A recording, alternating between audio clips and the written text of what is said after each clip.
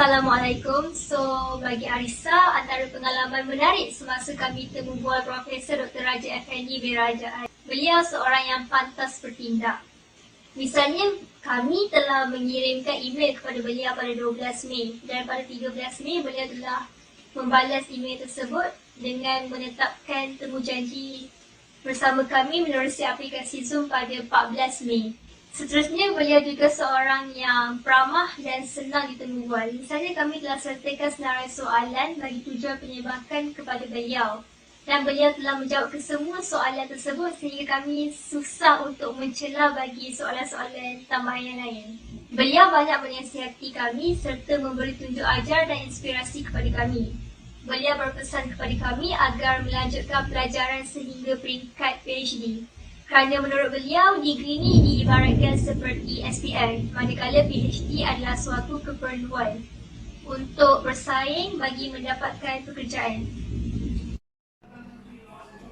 Selepas menempuh bual Prof. Dr. Raja Afendi Raja Ali, saya berasa beliau merupakan seorang yang mempunyai patriotisme yang tinggi.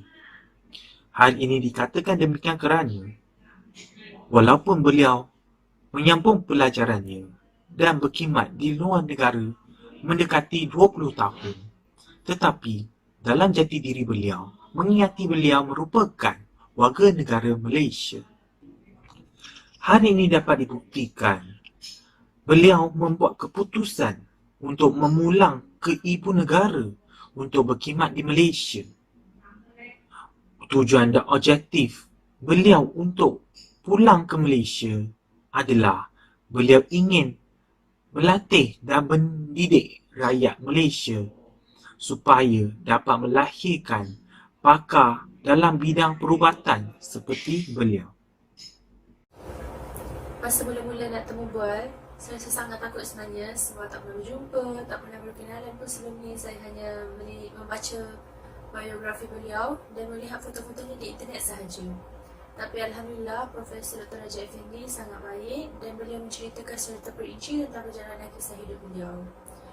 Daripada ingin menjadi seorang main bola sepak profesional, beliau telah mengubah laluan hidupnya menjadi seorang doktor perubatan dan juga seorang pensyarah. Beliau sangat berusaha dan beliau tahu apa yang beliau hendak buat dalam hidupnya.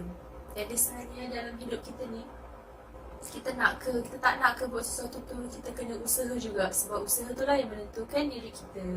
Buktinya Profesor Dr. Raja Afendi sekarang menjadi seorang pakar usus penghadapan manusia dan juga pakar endoskopi.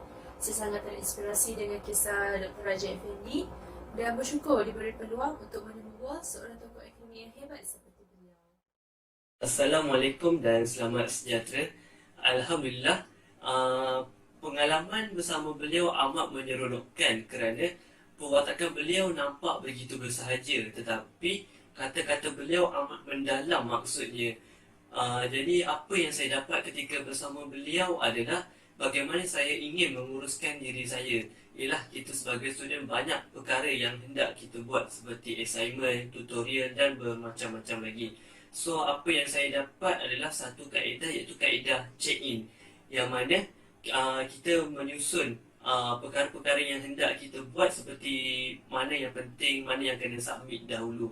Iaitu satu proses yang mana ada 4 langkah. Iaitu langkah yang pertama adalah very important and very urgent. Langkah yang kedua adalah very important and not urgent. Dan langkah yang ketiga adalah not important and very urgent. Langkah terakhir sekali adalah not important and not urgent.